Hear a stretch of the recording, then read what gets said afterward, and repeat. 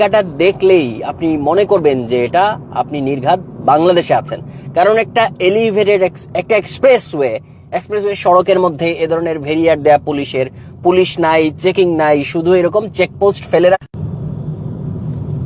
চেকপোস্টে এ ধরনের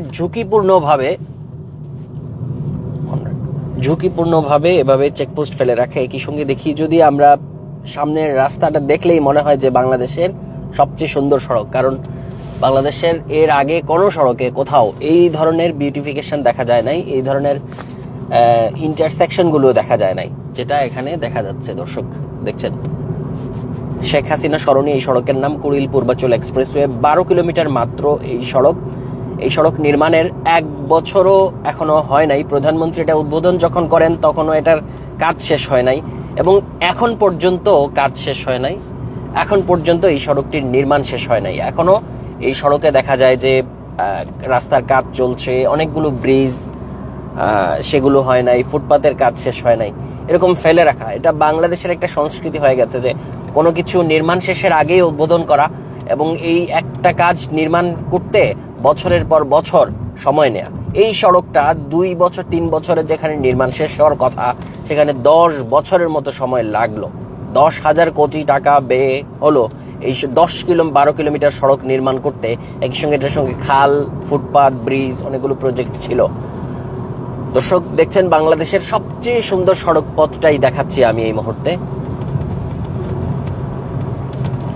এবং এই সড়কটা নির্মাণের এখনো 1 বছর হয় নাই। সড়কের অনেক জায়গা মানে উঁচু নিচু হয়ে আছে। আপনি যদি কুড়িল থেকে এইদিকে আসেন তাহলে দেখবেন প্রথম ফুটওভার ব্রিজের নিচের জায়গাটা অনেকটা ঢালু হয়ে গেছে।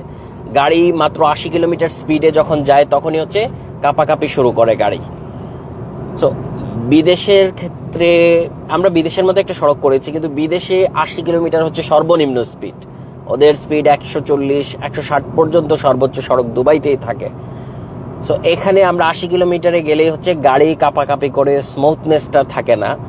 সড়কটা নির্মাণের 1 বছরের মধ্যে একটা জায়গা যদি তলিয়ে যায়, যেমন কুড়িলের পরে এরকম প্রথম যে ফুটওভার ব্রিজ, তার নিচের অংশে যখন গাড়ি যায় তখন গাড়ি অনেকটা কেঁপে ওঠে, কারণ একটা জায়গা ঢালু হয়ে গেছে, বেসমান, অর্থাৎ সমান নাই। তো বাংলাদেশে আসলে এরকমই নির্মাণ কাজ হয়, এবং এই সড়কটির নির্মাণ তত্ত্বাবধানে ছিল সেনাবাহিনীর মতো প্রতিষ্ঠান। তাদের সড়ক 1 বছরের মাথায় একটা অংশ যখন উঁচু নিচু ঢালু হয়ে যায়, সেটা আসলে, এবং তাদেরই তত্ত্বাবধানের সড়ক এখন পর্যন্ত নির্মাণ শেষ হয়নি। এখন পর্যন্ত অনেকগুলো এলাকার সঙ্গে যে ব্রিজ কানেক্টিভিটি, সেইগুলোর নির্মাণ শেষ হয়নি, ফুটপাতের কাজ শেষ হয়নি। এখনো দেখা যায় যে নির্মাণ কাজ চলছে, যেটা 1 বছর আগে প্রধানমন্ত্রী উদ্বোধন করে শেষ করে ফেলেছেন, সেটার এখন মেনটেনেন্স না, নির্মাণ কাজও পর্যন্ত চলছে। এমন দৃশ্যটাই আসলে বাংলাদেশে দেখা যায়। বাংলাদেশের অবস্থাটাই আসলে এরকম, একটা দুঃখজনক, প্রতিটা নির্মাণের সঙ্গেই দুঃখজনক ঘটনা দেয়। দেখুন, একটা ব্রিজ থেকে নামছি, মাত্র 80 কিলোমিটার স্পিডে আছি, তখনই কিভাবে মানে গাড়িটা কাঁপাকাঁপি করছে, মানে উপরে উঠছে নিচে নামছে, এরকম দৃশ্যটা দেখছি। সো বাংলাদেশের কোনো সড়ক, দেশের আর কোনো সড়কই এরকম না, এত ফিনিশিং, এত সুন্দর বা এরকম ইন্টারসেকশন দেখা যায় না যেটা এই সড়কে দেখা যাচ্ছে। এ ধরনের 5টি 8 গ্রেড ইন্টারসেকশন আছে, যে ইন্টারসেকশনে গাড়ি উপর দিকে ঘুরে যাবে, কোনো অবস্ট্রাকল পড়বে না, এবং রাস্তার এ ধরনের নির্মাণ সৌন্দর্য বা নির্মাণ স্থাপত্য সৌন্দর্য আসলে দেখা যায়। এবং বাংলাদেশের কোনো সড়কে আসলে লাইট পোস্টে লাইট জ্বলে না, তেমন একটা জ্বলে না, লাইট পোস্ট খালি ফাঁকা থাকে, লাইট চুরি হয়ে যায়। এই সড়কে এখন পর্যন্ত লাইট পোস্ট আসে এবং রাতে হচ্ছে আলো জ্বলে, যেটা অন্যান্য সড়কে আমরা দেখি না। দর্শক দেখছেন, বাংলাদেশের ডাউনটাউন হিসেবে পরিচিত হবে যে এলাকাটি, ঢাকার ডাউনটাউন হিসেবে পরিচিত হবে যে এলাকাটি, এটি পূর্বাচল নতুন শহর। সেই নতুন শহরের উপর দিয়ে চলে গেছে বাংলাদেশের সবচেয়ে সুন্দর সড়কটি, কুড়িল পূর্বাচল এক্সপ্রেসওয়ে। কিন্তু এই এক্সপ্রেসওয়েটি কতটা আমরা এক্সপ্রেসওয়ে রাখতে পেরেছি দেখুন। এই সড়কটির প্রথম ফার্স্ট লেনে যাওয়ার কথা, যেগুলো 80 কিলোমিটার স্পিডে চলবে, কিন্তু চলছে মালবাহী একটি গাড়ি। এই গাড়ির যাওয়া উচিত একেবারে পরের লেনে, কিন্তু সে যাচ্ছে মাঝখানে, ফার্স্ট লেনে। আবার মাঝখানের লেনে সামনে দেখুন একটি ট্রাক চলছে, তার একেবারে বাদিকের লেনে চলার কথা।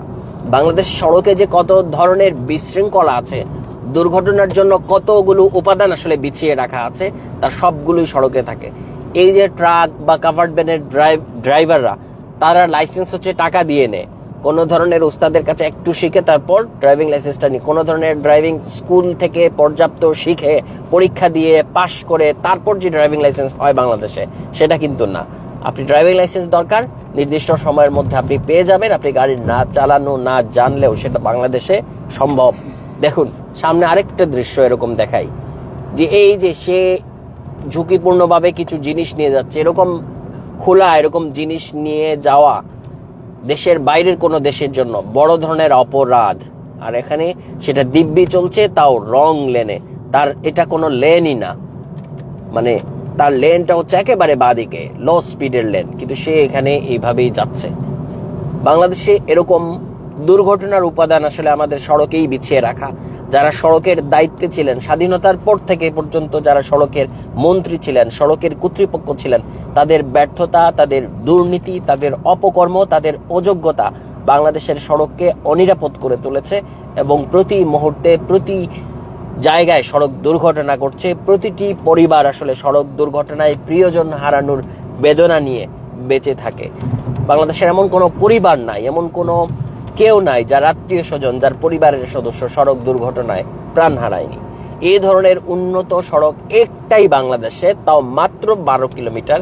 সেই এক্সপ্রেসওয়েতেই কতগুলো দুর্ঘটনার উপাদান আমি এই মুহূর্তে দেখাচ্ছি বা দেখালাম। এই দেখুন উল্টা পথে একটা অটোরিকশা আসছে, সে উল্টা পথে আসছে, এবং এটা দেখার জন্য এখানে কোথাও কোনো এক পর্যন্ত পুলিশ সদস্য পাইনি। উল্টো পুলিশের নামে ব্যারিকেড দিয়ে রাখা আছে, যেটা আসলে এ ধরনের এক্সপ্রেসওয়েতে থাকে না। একটা হাই স্পিড রোডে হঠাৎ করে ব্যারিকেড রাখা, তাও ঝুঁকিপূর্ণভাবে। ব্যারিকেডের পরেও আরো কিছু ইনভিজিবল পার্ট থাকে, যেটা গাড়িতে লেগে দুর্ঘটনা করতে পারে। কুড়িল পূর্বাচল এক্সপ্রেসওয়েতে এমনটাই দেখছি।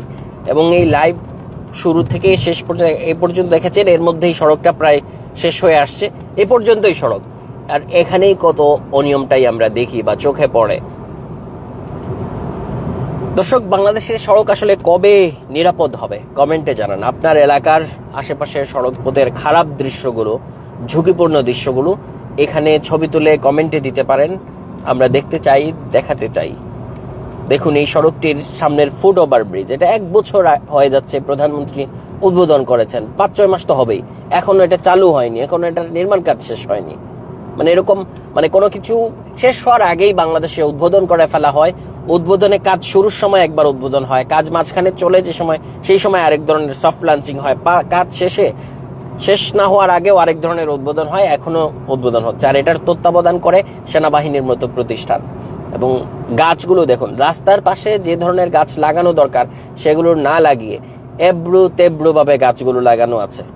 মানে এক এক ধরনের গাছের বিউটিফিকেশন বা ল্যান্ডস্কেপিং যাকে বলে, তার আসলে খারাপ উদাহরণ বাংলাদেশেই দেখা যায়। দর্শক, এই লাইভে কমেন্ট করতে পারেন, শেয়ার করতে পারেন, জানিয়ে দিতে পারেন আপনার মতামত।